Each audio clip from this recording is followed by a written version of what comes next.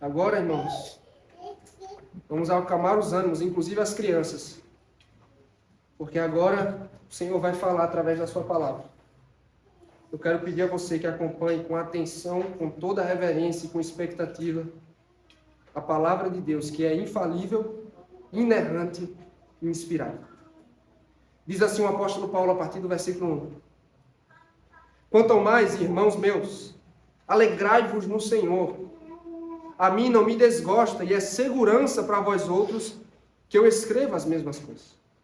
Acautelai-vos dos cães, acautelai-vos dos maus obreiros, acautelai-vos da falsa circuncisão. Porque nós é que somos a circuncisão. Nós que adoramos a Deus no Espírito e nos gloriamos em Cristo Jesus e não confiamos na carne. Bem que eu poderia também confiar na carne. Se qualquer outro pensa que pode confiar na carne, eu ainda mais.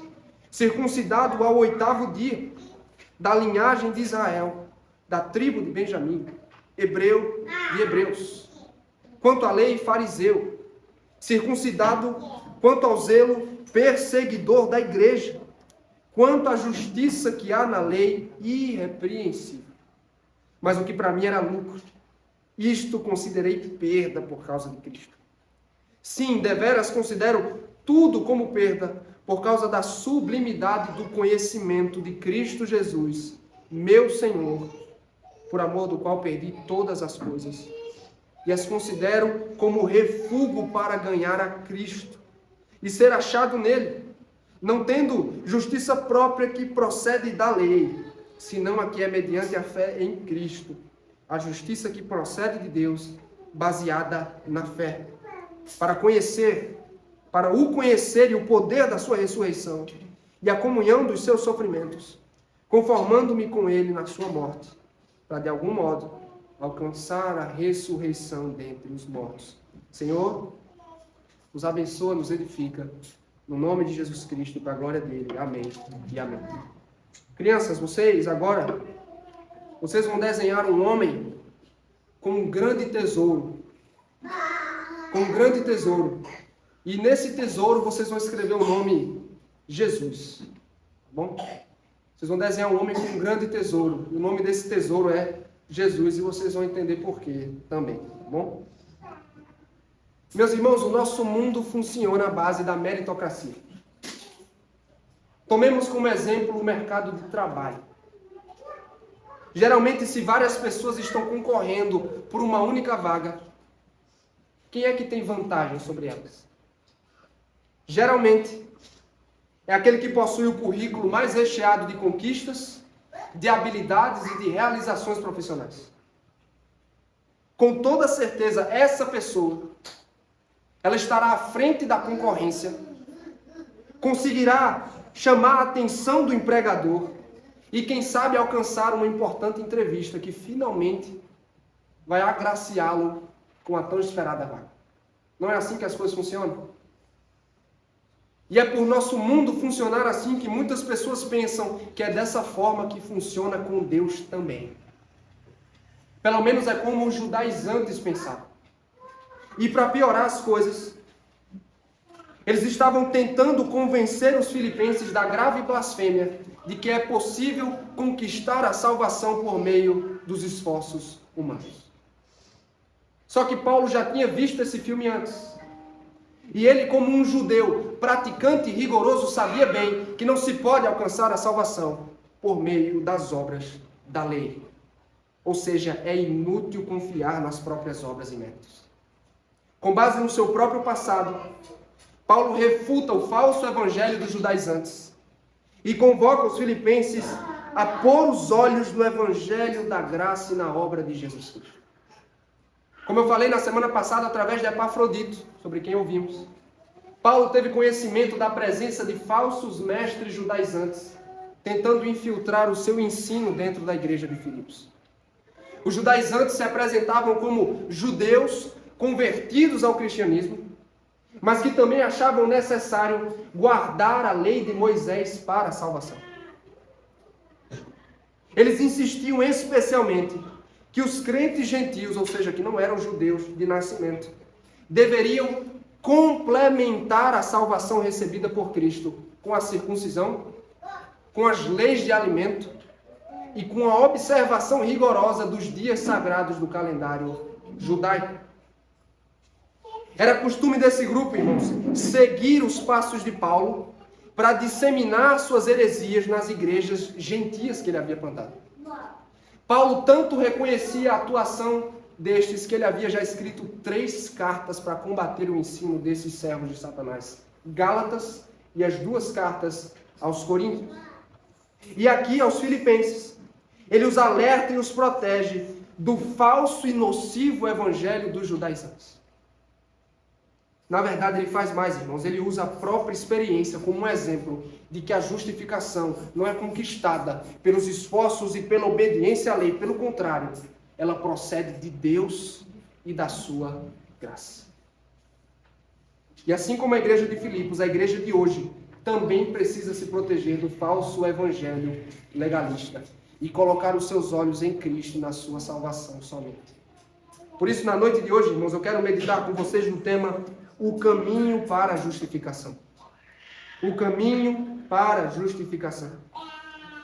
E só para informar os irmãos, neste sermão eu estarei usando salvação e justificação como sinônimos, tá? Por isso eu pergunto, será que há mais de uma rota para a salvação? Se não, qual é o caminho para a justificação? Com a experiência e as palavras de Paulo, nós aprendemos uma rota a se evitar e um caminho no qual seguir e permanecer. Primeiro, por onde não devemos ir, do verso 1 ao verso 6, ouça bem, evite o caminho da confiança nas próprias obras. Evite o caminho da confiança nas próprias obras. Paulo abre o capítulo assim, acompanhe comigo, versos 1 e 2. Quanto ao mais, irmãos meus, alegrai-vos no Senhor. A mim não me desgosta e é segurança para vós outros que eu escreva as mesmas coisas.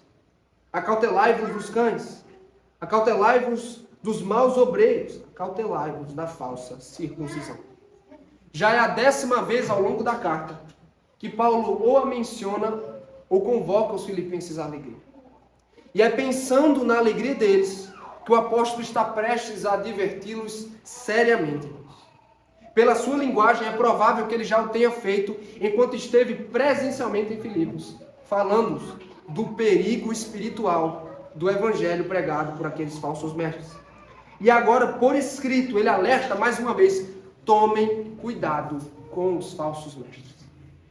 E a partir de então, ele começa a descrever o caráter destes que ameaçam roubar a alegria dos filipenses no evangelho. Primeiro, Paulo diz que eles são como cães. Viu, crianças? Vocês que têm cachorros em casa, né? Eu sei que a família do Diego tem cachorro. A Catarina também, não é, Catarina? Tem cachorrinho em casa? Quando Paulo fala aqui, irmãos, sobre cães, ele não está pensando nos animais de estimação que nós temos hoje. Porque no mundo antigo, os cães representavam a escória do mundo animal. Literalmente, eles eram comedores de lixo. Eles eram tão desprezíveis que os judeus costumavam usar o termo cão para se referir aos gentios impuros. E é exatamente assim como cães impuros que Paulo enxerga esses inimigos do evangelho. Além disso, eles são maus obreiros. Possuem um caráter maligno. E não estão a serviço do Senhor, estão a serviço do mal. E por fim, Paulo os alerta quanto ao ensino destes falsos mestres. A falsa circuncisão. Nós sabemos a partir do Antigo Testamento que o rito da circuncisão foi instituído por Deus como um sinal da aliança do Senhor com a nação de Israel. Mas em Cristo, irmãos, o significado da circuncisão foi plenamente cumprido. Porém, os judaizantes insistiam com os gentios de que eles precisavam se automutilar para entrar de fato no povo de Deus e receber os seus benefícios. Dessa forma, eles colocavam os cristãos sob o jugo e o peso da lei mosaica para a salvação. Os judaizantes roubavam a liberdade e a alegria do evangelho. Por isso, os filipenses deveriam tomar muito cuidado com isso. Paulo agora refuta o falso evangelho com o verdadeiro evangelho. Acompanhe comigo, verso número 3. Porque nós é que somos a circuncisão. Nós que adoramos a Deus no Espírito e nos gloriamos em Cristo Jesus e não confiamos na carne. Perceba que tanto o Antigo Testamento como o Novo Testamento ensinam que a circuncisão era uma mera imagem do que deveria acontecer no coração.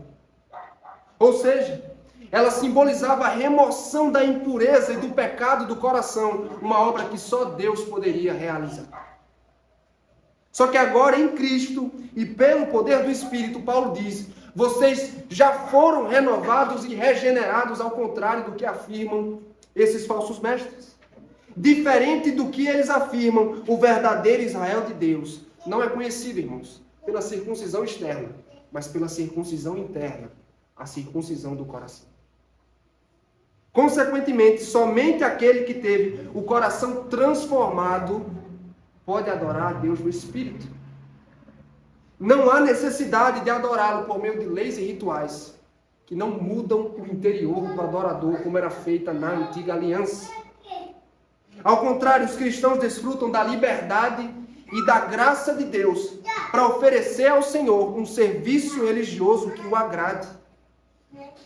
E para completar, os filipenses e todo o povo de Deus devem se gloriar somente em Cristo Jesus e no que Ele realizou. Isso é totalmente diferente de confiar na carne. Essa é uma expressão que o apóstolo Paulo costuma usar, não só aqui em Filipenses, mas em suas outras cartas também, para se referir a todo e qualquer esforço para conquistar salvação pelas suas próprias realizações, por suas próprias obras. Só que a partir daqui, irmãos, o texto tem uma virada interessante. Paulo julga necessário trazer sua autobiografia espiritual para provar seu ponto. Ele diz o seguinte a partir dos versos 4 a 6, bem que eu poderia confiar também na carne. Se qualquer outro pensa que pode confiar na carne, eu ainda mais. Circuncidado ao 8º dia, da linhagem de Israel, da tribo de Benjamim, hebreu de hebreus, quanto à lei fariseu, quanto ao zelo perseguidor da igreja, quanto à justiça que há na lei, irrepreensível. Em outras palavras, irmãos, ele está dizendo, se fosse possível ganhar a salvação por justiça própria, como esses homens estão ensinando, eu estaria em primeiro lugar. Eu estaria no topo da lista. Isso porque seu pedigree espiritual, irmãos, lhe dava muitas e muitas razões para confiar na carne. Ele diz, quando eu tinha 8 dias de vida, segundo a lei de Moisés, eu recebi o sinal da circuncisão. Paulo era, irmãos, um descendente legítimo do patriarca Abraão. Ele era israelita de nascença, diferente de um prosélito, um gentio que depois entrava no povo de Deus. Ele não, ele era descendente de sangue de Abraão. Ele pertencia à tribo de Benjamim, de forma mais específica. E se você lê o Antigo Testamento, você sabe que a tribo de Benjamim foi a única que permaneceu fiel à descendência de Davi, depois da separação entre Reino do Norte e Reino do Sul. Sem contar que ele nasceu de pais hebreus. Isso quer dizer que ele foi criado nos costumes, na tradição e na língua dos hebreus. Em resumo, irmãos, ele nasceu num berço de ouro. Ele tinha sangue puro, digamos assim. Mas quanto às suas realizações, como Saulo de Tarso, ele foi um respeitado membro do partido dos fariseus. O mais rigoroso dentro do judaísmo. O mais rigoroso quanto à interpretação e aplicação das Escrituras. Ele era tão zeloso, irmãos, que violentamente perseguiu a seita dos nazarenos, que era como os judeus chamavam o cristianismo. A partir de Atos capítulo 9, nós sabemos que Paulo respirava ameaças e morte contra os discípulos do Senhor. E ele conclui dizendo, quanto à observância externa da lei, ou seja, segundo as tradições dos fariseus, ele foi achado irrepreensível, sem culpa ou falta alguma. Em outras palavras, se a confiança na carne garantisse um lugar no céu, Paulo era o número 1 da lista. Por muitos anos ele viveu neste falso evangelho judaizante, que apenas alimenta a confiança e orgulho carnal. Por isso, aquele exorta os seus irmãos filipenses a evitarem este caminho de todas as maneiras, abrir mão da confiança em suas próprias credenciais e se gloriar somente em Cristo Jesus. O que aprendemos com Paulo aqui, meus irmãos? Não podemos ignorar suas exortações. E eu poderia resumi-las dizendo o seguinte: primeira lição do nosso texto, presta atenção. Tome cuidado com o orgulho e a confiança carnal. Tome cuidado com o orgulho e a confiança carnal. Essa era a base do falso evangelho dos judaizantes, irmãos. Segundo os filipenses, na verdade, segundo eles, o que eles ensinavam aos filipenses é: olha, você não deve confiar tanto assim na graça. Você não deve apoiar-se tanto assim no que Cristo fez. Mas você precisa complementar essa salvação por meio da obediência à lei. E você talvez olhe isso e você diga: mas João, isso é um completo absurdo. Para mim as coisas são muito claras. Somos salvos por graça, por meio de Jesus Cristo, mediante a fé somente. Isso é claro, isso é questão fechada para mim. Mas e se eu dissesse, irmãos, que todos nós temos o que um pastor chamado Sinclair Ferguson chama de temperamento legalista? Todos nós temos um temperamento legalista. O que é que ele quer dizer com isso? É o seguinte: não são poucas as vezes que a nossa identidade e a nossa segurança estão associados não na graça de Deus, não estão firmados no que Deus fez por nós, mas sim no nosso desempenho religioso. Embora o Evangelho nos pareça claro, vez após vez, irmãos, nós nos orgulhamos e confiamos em nossas qualidades e realizações espirituais. Por isso é tão importante eu e você vasculharmos o coração com a pergunta: onde eu deposito o meu descanso? Onde eu deposito a minha fé? No que eu me glorio? Possivelmente você também tenha um currículo religioso de dar inveja. Você tenha sido batizado enquanto criança, nasceu na igreja e numa família piedosa. Ou se não nasceu, você já recebeu o sacramento do batismo, você se tornou membro de uma igreja bíblica e saudável. É provável que já tenha anos de serviço e ministério. Possivelmente seja conhecido por sua assiduidade aos cultos. Você é compromissado com as programações da igreja. Tem o costume de ler a Bíblia e orar diariamente e faz bom uso dos meios de graça. Sem contar que você é um cidadão modelo, livre de vícios, pecados escandalosos. É dessa forma, irmãos. E por causa dessas coisas, nós passamos muitas vezes a nos escorar nas nossas realizações e no nosso desempenho religioso e a buscar encontrar segurança nelas. Quando nós esquecemos do Evangelho, irmãos, nós passamos a confiar e a nos orgulhar nas realizações da carne. Foi o que Cristão fez no livro O Peregrino de John Bunyan. Se você ainda não leu esse livro, Michel já leu, né, Michel? Se você ainda não leu esse livro, você precisa ler. Cristão recebeu uma advertência muito simples do evangelista. O evangelista disse: olha, você precisa percorrer o caminho até aquela porta estreita. Não se desvie nem para a direita nem para a esquerda. Só que em dado momento, Cristão decidiu buscar alívio do seu fardo com um senhor chamado legalidade. Sabe o que aconteceu, irmãos? Cristão se deu conta de que a legalidade não pode aliviá-lo do peso do seu fardo. Antes ele percebeu que ela tornava seu fardo ainda mais pesado. O mesmo acontece comigo e com você. Não dê ouvidos a um falso evangelho judaizante e legalista.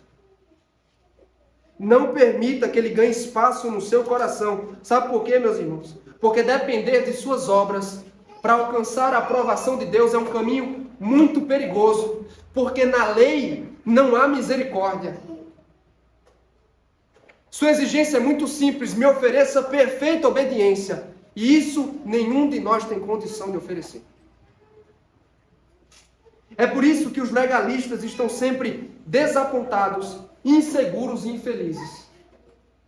Será que é como você tem vivido, meu irmão?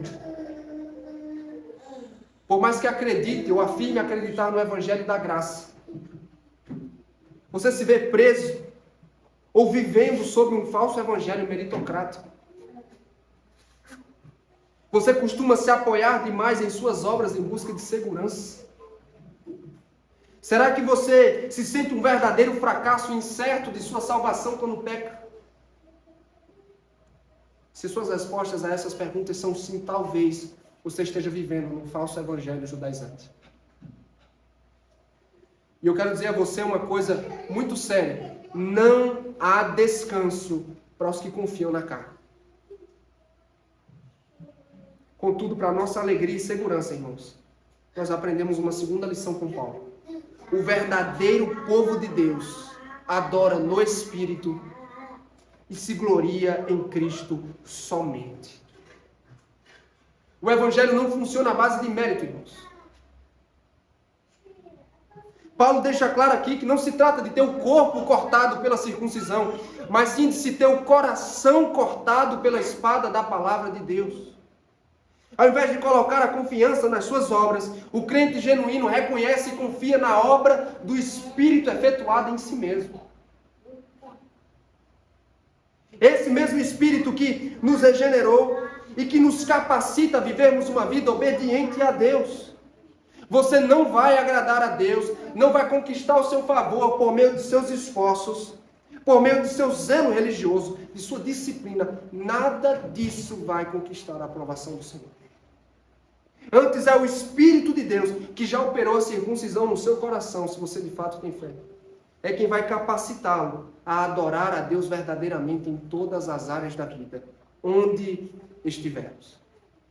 Sem contar que ao invés de nos gloriarmos nas obras de nossas próprias mãos, irmãos, nós nos gloriamos em Cristo e somente no que Ele fez em nosso favor. Legalistas estão sempre perguntando o seguinte: será que eu fiz o suficiente? Será que eu sou bom o suficiente? E, consequentemente, essas pessoas nunca estão em paz. Já parou para pensar nisso? Ora, se sentem um fracasso quando falham nos seus deveres. Ora, sentem que ainda não fizeram bastante. Você já passou ou passa por essa experiência? E aí você me pergunta, o que deveríamos fazer, João? É simples, irmãos. Ao invés de nos perguntarmos, eu fiz o suficiente, nós olhamos para Cristo e dizemos, Ele é suficiente para mim. Como Paulo, irmãos, nós vamos nos gloriar em Cristo e em sua obra perfeita na cruz do Calvário. Porque Ele viveu uma vida perfeitamente justa. Eu não preciso viver no esforço de conquistar a minha salvação pelo meu desempenho imperfeito, imaculado pelo pecado. Em Cristo Jesus, nós recebemos, ouça bem, de graça. Nós recebemos de graça perdão e salvação diante dele. Portanto, meu irmão, minha irmã, eu repito, e guarde essa exortação com muita atenção. Tenha cuidado com o falso evangelho legalista. Ele pode não só afastar você do Senhor, mas matá-lo para sempre. Nós estamos meditando no tema o caminho para a justificação. Paulo já nos exortou a evitar o caminho da confiança nas próprias obras. Em segundo e último lugar, qual é a rota, o caminho onde devemos seguir e permanecer, irmãos? Versos 7 a 11, aprendemos com Paulo, creia e conheça a Cristo. Creia e conheça a Cristo. Paulo tinha muitas razões para se gloriar na carne, mas ele abriu mão de todas elas. Não foi isso que ele fez. Verso de número 7. Mas o que para mim era lucro, isto considerei como perda por causa de Cristo. É impossível, irmãos, não associar suas palavras aqui com a famosa experiência de Damasco, registrada em Atos capítulo 9. Se você leu esse texto, você sabe do que estou falando. Diante do Cristo ressurreto, O Saulo, orgulhoso e confiante em suas próprias realizações, se deu conta de que elas não podiam conquistar a aprovação diante de Deus. E ele explica isso aqui usando uma linguagem de mercado. Por toda a sua vida, ele pensou que tanto sua obediência como sua religiosidade lhe rendiam ativos na presença de Deus. Aos seus próprios olhos, seu saldo espiritual estava lá nas alturas. Só que quando Cristo o encontrou e abriu seus olhos, ele se deu conta, irmãos, que na verdade, seu saldo estava no vermelho. Ou seja, ele ainda estava em dívida com Deus. O Evangelho virou sua escala de valores do avesso. Tudo aquilo sobre o qual ele se apoiava e depositava sua confiança era perda, como ele disse, porque não assegurava sua salvação diante do Senhor. Em Cristo, irmãos, aquele fariseu orgulhoso se percebeu pobre. Mas ele também encontrou um tesouro verdadeiro no qual se gloriar. Ele diz no verso 8: sim, deveras, considero tudo como perda, por causa da sublimidade do conhecimento de Cristo Jesus, meu Senhor, por amor do qual perdi todas as coisas, e as considero como refúgio para ganhar a Cristo. Ironicamente, enquanto os judaizantes recomendavam as obras da lei para complementar a salvação, Paulo abre mão de todas elas. E como reforça um pastor americano, ele diz: por tudo como perda. Paulo inclui sua educação, sua reputação, seu ministério, suas posições e prestígio. Tudo isso se tornou como perda, comparados à sublimidade do conhecimento de Cristo. Suas credenciais religiosas não podiam se comparar com o que Cristo podia oferecer no Evangelho. Para Paulo, irmãos, aqui, conhecer a Cristo é sair da mera religião e entrar em um relacionamento pessoal e íntimo com Ele. É desistir da confiança nas próprias obras para encontrar no conhecimento salvador de Jesus esperança e salvação. E em amor ao Salvador que se entregou por Ele, ele pegou todas as suas medalhas, irmãos, seus títulos, os quais ele muito se orgulhava, e ele os lançou fora como esterco e refúgio. Isso mesmo que você ouviu, você sabe do que eu estou falando, né? Esterco, irmãos, estrume. Veja o que ele está dizendo. As maiores realizações que um homem podia alcançar na sua época, Paulo diz, todas elas são desprezíveis e sem valor quando comparadas com a glória e com o conhecimento de Cristo. Para ganhar a Cristo, Paulo abriu mão de sua autoconfiança e de seu orgulho carnal. Mas não para por aqui, verso de número 9. Ele diz ser achado nele, não tendo justiça própria que procede de lei, senão a que é mediante a fé em Cristo. Justiça que procede de Deus, baseada na fé. Paulo está falando a respeito da justificação, irmãos. Isso é uma doutrina importantíssima. Uma doutrina basilar, eu diria. Ser justificado é ser declarado justo diante do tribunal de Deus. Aos romanos, Paulo havia afirmado de forma muito clara que pelas obras da lei, ninguém será declarado justo diante dele. E é exatamente o que ele chama aqui de justiça própria. São os próprios esforços e tentativas de se alcançar esta salvação. Ao invés disso, ele abriu mão da sua confiança na obediência à lei para depender de Cristo e ser encontrado nele. Pela fé, irmãos, e pela fé somente, ele recebeu a justiça de Cristo. Ou seja, os méritos e a obediência perfeita de Jesus Cristo são imputados, são colocados na conta de Paulo e são contados em seu favor diante de Deus, de forma que, por causa do que Cristo fez e não do que ele podia fazer, Paulo foi declarado justo na suprema corte do céu. Não há mais condenação, não há mais culpa, não há mais débito em sua conta. Ele é justo por causa da justiça de outro, a justiça de Cristo Jesus. E nisso ele recebeu perdão e graça da parte de Deus. Veja bem, irmãos, perceba aqui o texto. Ele desiste da busca pela justiça própria, para descansar na justiça que procede, que vem de Deus. O que mais ele diz? Ele termina dizendo, versos 10 e 11. para o conhecer e o poder de sua ressurreição e a comunhão dos seus sofrimentos, conformando-me como ele na sua morte, para de algum modo alcançar a ressurreição dentre os mortos. Uma vez declarado justo em Cristo, qual é o objetivo de Paulo daqui em diante? Ele diz: prosseguir e se aprofundar no conhecimento do seu Salvador. Essa é a grande meta da sua vida, irmãos. Mergulhar no conhecimento da pessoa gloriosa do Salvador e desfrutar de uma comunhão mais íntima com Ele. Mas para que isso aconteça, ele precisa experimentar o poder da ressurreição em sua própria vida. Isso é muito interessante. O que ele está dizendo é que para viver de forma piedosa e fiel no mundo, mesmo em meus sofrimentos, e olha, aqui foi um homem que encontrou muito sofrimento. Ele precisaria, irmãos, ter à sua disposição o poder espiritual que ergueu o Senhor dentre os mortos. E dessa forma, sendo conformado a Cristo e achado fiel, esse mesmo poder iria ressuscitar Paulo no dia final. Essa é a grande esperança do seu coração aqui. E esse texto também, irmãos, tem muita esperança para mim e para você. Por onde nós começamos? Primeira lição do nosso texto. Como Paulo, vamos nos aprofundar no conhecimento de Cristo, ao invés de dependermos dos nossos próprios esforços. Depois que conheceu o Evangelho, irmãos, Paulo percebeu que seu currículo religioso não valia muita coisa. Comparados a Cristo e sua obra, suas grandes realizações não passavam de esterco. E quanto a nós, irmãos? Será que o Evangelho também transformou nossa escala de valores?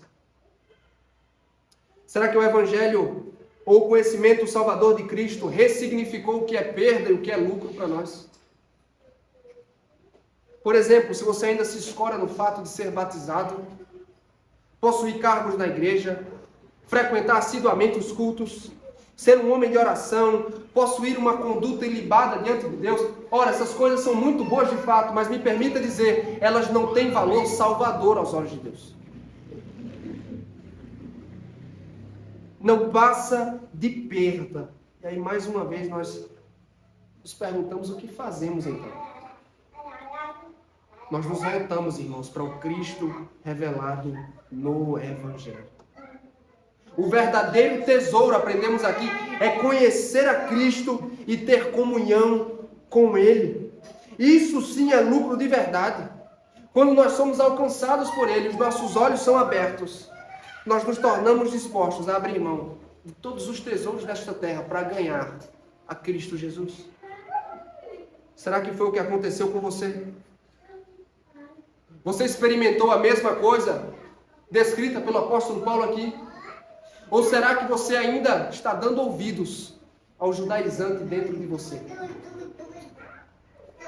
Será que você ainda está vivendo sob a ilusão de que pode, de alguma forma, agradar a Deus e alcançar o seu favor por suas obras? O remédio contra essa tendência legalista é conhecer o Evangelho. Por causa do pecado, meus irmãos, nós estávamos completamente perdidos e condenados diante do tribunal de Deus. Sabe o que a Escritura fala sobre os meus e os seus melhores esforços? Imagine, suas obras mais bem intencionadas e mais polidas. O profeta Isaías diz, elas não passam de trapos imundos diante de Deus, elas não têm valor salvador. Contudo, Cristo Jesus se manifestou para resolver o nosso maior problema.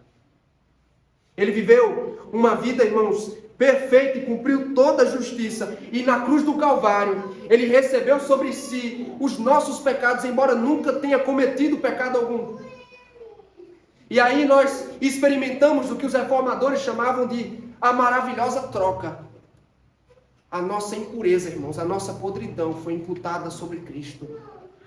E a sua justiça e retidão foram imputados na nossa conta. De forma que no tribunal de Deus, pela fé e por graça somente, passamos a ser justos por causa de Jesus Cristo. Você deseja, irmão, se libertar da tirania da performance religiosa? Pois bem, a boa notícia do Evangelho é para você. Você não é merecedor. Você não merece nada, eu e você não merecemos nada que vem de Deus. Você não tem capacidade de conquistar os favores dele.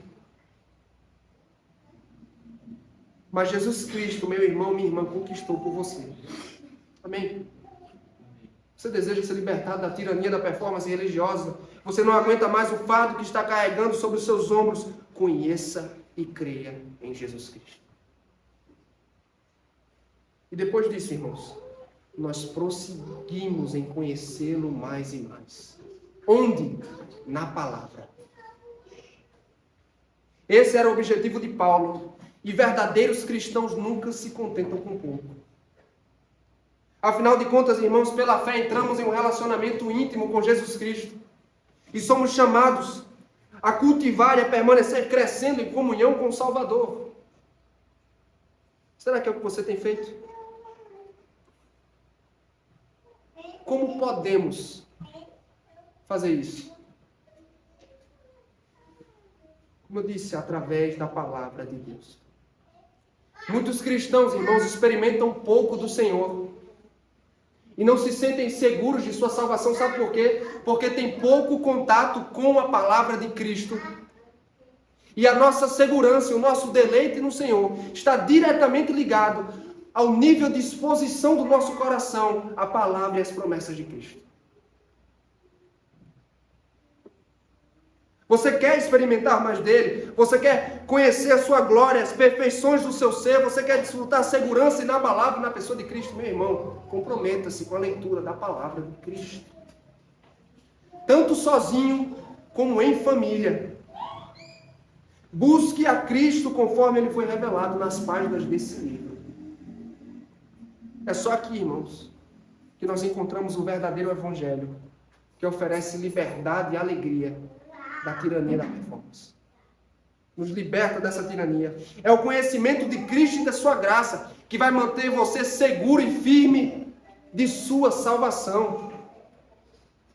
É o Espírito Santo que nos ilumina à medida que nos aproximamos deste livro, irmãos, para contemplar e nos gloriar na pessoa bendita do nosso Salvador. Segunda lição do texto. Além disso, como Paulo, vamos depender do poder de Cristo para viver. Eu creio que já está claro que nós não conseguimos sozinhos. Você e eu somos incapazes, enquanto os nossos inimigos são fortes demais. Ou seja, irmãos, nós não vamos vencer sozinhos. O que temos à disposição? O poder que ergueu Cristo dos mortos. Algumas vezes, irmãos, isso é uma grande pena. E aqui eu até incluo uma exortação importante para todos nós. Irmãos, nós não podemos lidar de forma trivial com as afirmações da palavra de Deus. Muitas vezes estamos tão acostumados com coisas religiosas que nós perdemos a dimensão das palavras da Escritura. Veja, eu vou repetir. Nós temos à disposição o poder que ergueu Cristo dos mortos. O apóstolo Pedro vai na mesma linha quando ele diz o seguinte: seu divino poder, ouça bem, nos deu todas as coisas, não só quando as coisas são religiosas, não só para as coisas simples da vida, todas as coisas de que necessitamos para quê? Para a vida e para a piedade, por meio do pleno conhecimento daquele que nos chamou para a sua própria glória e virtude. O que o texto está dizendo, irmãos, é que temos um poder à disposição para vencer as tentações e pecados, para suportar os sofrimentos que encontraremos nesta vida e para permanecermos fiéis em meio à oposição do mundo que certamente surgirá. É pela graça e pelo Espírito de Deus que habita em nós, pelo poder que ergueu Cristo dentre os mortos, que nós seremos capazes de vivermos vidas santas, de sermos maridos, esposas, pais e mães fiéis e que agradam ao Senhor. De sermos cristãos que dão testemunho e, se necessário, vão além e sofrem por amor ao Evangelho. Eu sei que eu e você somos muito falhos, irmãos. Sejamos francos quanto a isso, somos falhos. E nós temos muitos desafios pela frente. Mas me permita encorajá-lo, nós não estamos nem sozinhos, nem desarmados. Deus é por nós. E temos o poder que ergueu Cristo dos mortos à nossa disposição, o poder espiritual de Deus. Portanto, irmãos, vamos viver e depender deste poder para glorificarmos a Deus neste mundo. Amém? Amém. É assim que o mundo funciona, irmãos. A base da meritocracia. Então não é surpresa que muitas pessoas pensem funcionar assim com Deus também. Salvação é conquistada pelos próprios esforços. Era como os judaizantes costumavam pensar. E para piorar a situação, como eu disse a princípio, eles estavam tentando convencer os filipenses disso. Só que Paulo já tinha visto esse filme antes. E como um judeu praticante e rigoroso que ele havia sido, ele sabia bem que era inútil confiar nas próprias obras e nas realizações da carne para alçar uma boa posição diante de Deus. Por isso, irmãos, ele nos ensina hoje o Evangelho, o caminho para a justificação, para se estar em paz diante de Deus, para ser declarado justo, evitando completamente o caminho da confiança nas próprias obras. E em segundo, crendo e conhecendo